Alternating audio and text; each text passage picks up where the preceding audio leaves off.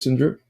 The next story I wanted to cover was on the Hannibal Directive, and it's going to take the form of the conversation that Max Blumenthal, who we should have on the show in a few days, the conversation he had with Chris Hedges. So let's give that a watch. With them. There is growing evidence that in the chaotic fighting that took place once Hamas militants entered Israel on October 7th, the Israeli military decided to target not only Hamas fighters, but the Israeli captives with them. Tuval Escapa, a member of the security team for Kibbutz Beria, told the Israeli press he set up a hotline to coordinate between kibbutz residents and the Israeli army. Escapa told the Israeli newspaper Aretz that as desperation began to set in, quote, the commanders in the field made difficult decisions, including shelling houses on their occupants in order to eliminate the terrorists along with the hostages. The newspaper reported that Israeli commanders were, quote, compelled to request an aerial strike against its own facility inside the Erez crossing to Gaza in order to repulse the terrorists who had seized control. That base housed Israeli civil administration officers and soldiers. Israel in 1986 instituted a military policy called the Hannibal Directive, apparently named for the Carthaginian general who poisoned himself rather than be captured by the Romans, following the capture of 2 Israeli soldiers by Hezbollah.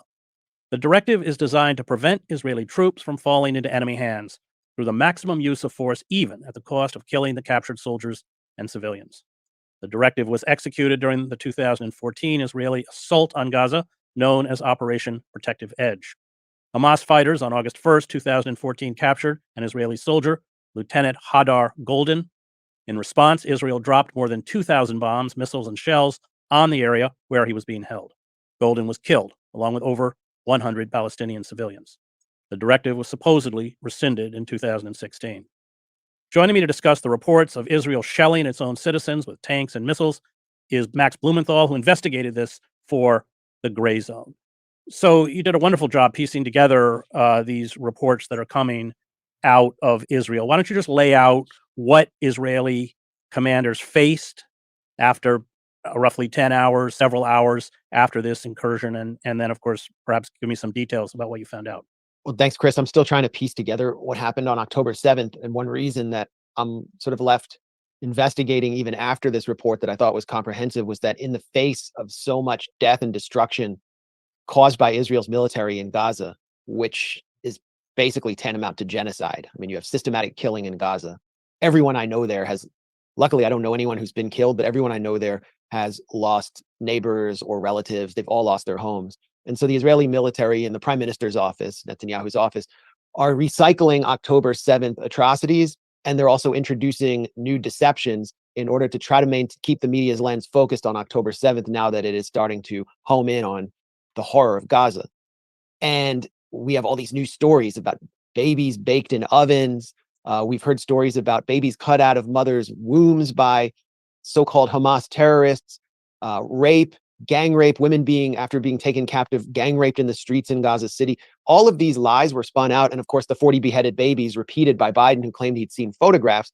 All of these lies were repeated and put forward in order to give Israel the latitude to carry out this genocidal assault that we're now witnessing. And we can see Biden was so stunned by the propaganda that was being pushed on him by Netanyahu's office and the pro-Israel media that he immediately caved. And Tony Blinken, in his recent Senate testimony, also repeated some of these lies. So I'm still trying to unpack it because it's these lies that went beyond the actual killings and atrocities that were committed by gunmen from the Gaza Strip on October 7th that have made it possible for Israel to target and exterminate hundreds of entire families in the Gaza Strip, as well as hospitals and medical centers. So that I started my investigation when testimony started to filter out in Israeli media, which contravened the official story of October 7th. And the official story, which has been told to Americans and Israelis, is that Hamas, quote unquote, terrorists stormed into southern Israel and began just shooting and killing people at random, then burned them alive, tied up entire families in their homes, and then burned them all somehow, melted cars and burned people in their cars as they were trying to flee, and carried out this gigantic mass shooting. And it does appear clear that many non-combatants, Israeli non-combatants, were shot by Hamas gunmen, but that's kind of where the official story stops. And what I was able to determine from these testimonies, as well as just a basic and visual analysis of the photos that the Israeli foreign ministry and prime minister's office were putting forward, was that Israel used disproportionate force on its own citizens in order to dislodge a politically driven military offensive by Hamas and Palestinian Islamic Jihad, which was aimed at extracting political concessions from the state of Israel, which had been besieging the Gaza Strip for 15 years. So you read one of those testimonies, and I guess we can go into some detail about them and how I came to my conclusions. Yeah, let's go.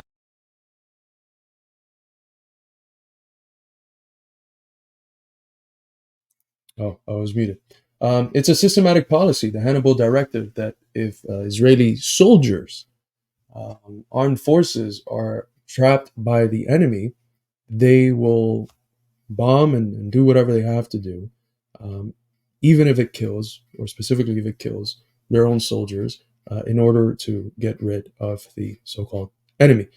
But the policy, the Hannibal Directive, as Hedges had explained, and I don't think Blumenthal has yet to explain, but the Hannibal Directive is supposed to be specific to soldiers.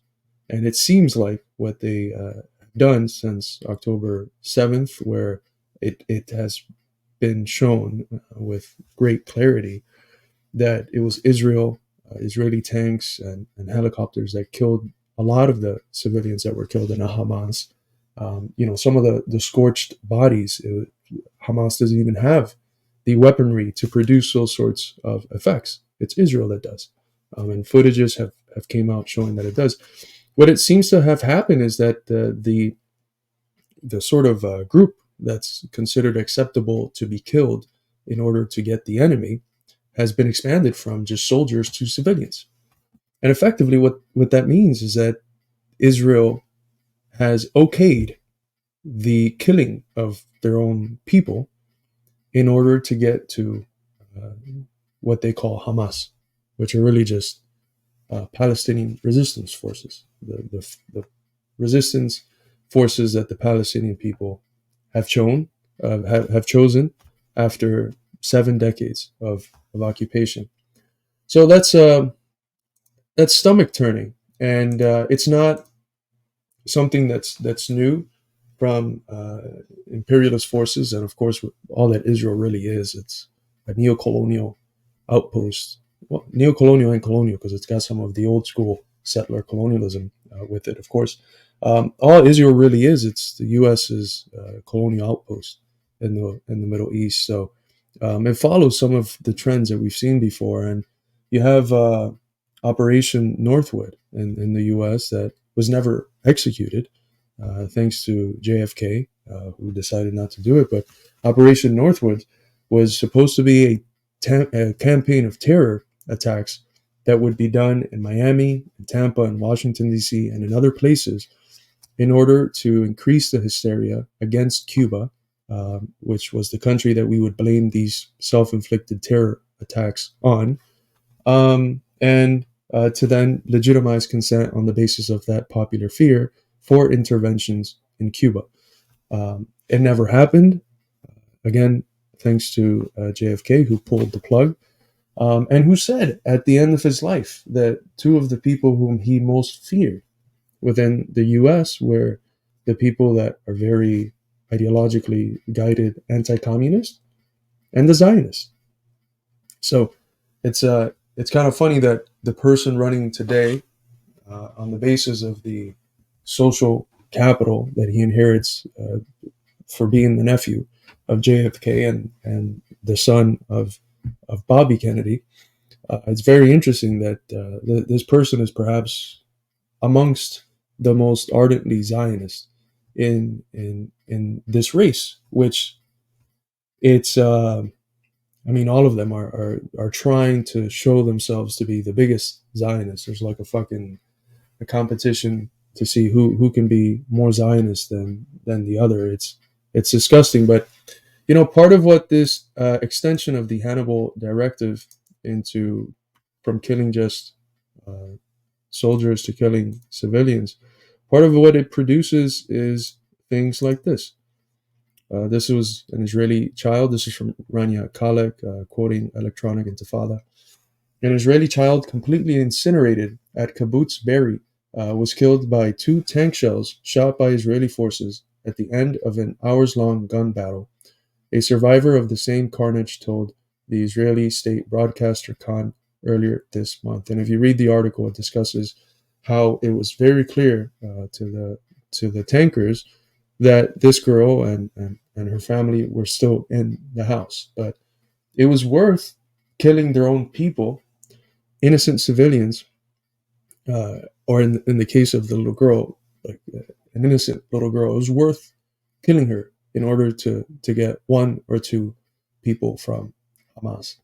I don't consider that to be very ethical, but it shows that all of these claims that the Israeli state makes about caring about Jewish people and being the representative of the Jewish people, they don't care. Their bottom line is functioning as what they were created to be, a colonial outpost for the US and the imperialist West in the Middle East. And that's the bottom line. Nothing's getting in the way of the bottom line. Everything else is just, it's a smokescreen. It's something that's used to distract you, to ideologically legitimate um, the activities that they're doing, whose real drive is always located in political economy. And it's a drive that you can only understand if your framework of understanding the world is rooted in an analysis of political economy and imperialism. So